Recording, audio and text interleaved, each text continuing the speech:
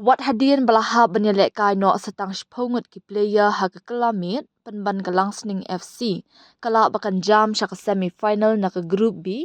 kalumpung yalek kai jong 5th Meghalaya State League hadian bala pendiam ya ka rambai shken shinria SC da sawla ar haga jinga kon ya ka quarter final league bala long haka arpulai trik jemang.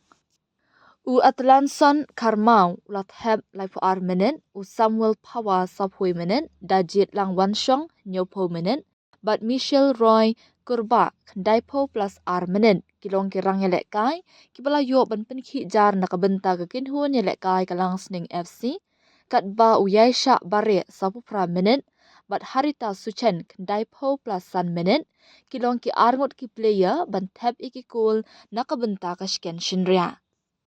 Haga kelamit kan ikakinhun ya lek kai na po East Giant ya kam shimlala bakan pendan kam ya ke kabu balawan shaka Henry Kalangsning FC kala barkan peteng bakan jam shakmat jong kan jinga kun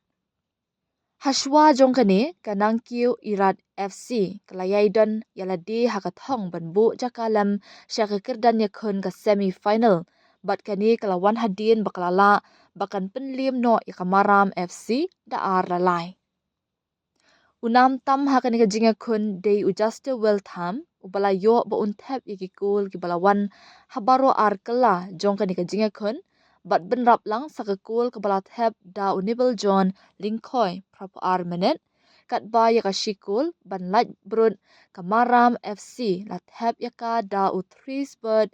moment prapun riu minute haba pai pat shakamit ya ken ya kipon Kalangsning FC kala yo bakan khur khat arpon bat benrap da kanang kiu bat shken shinria ki bala yo bakin ya khur mar kandai pon bat ka jinga pher hapadeng kini ki arken hun kalong haka head to head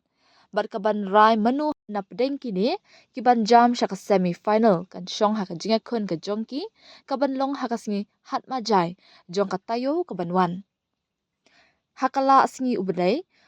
Kande ka jinga kun bakat du nakabenta ka group A bat hakapor ar baji mensingi karang rajit United FC kanya kun persha ya ka shlong la jong FC bat hakapor Henry baji janmit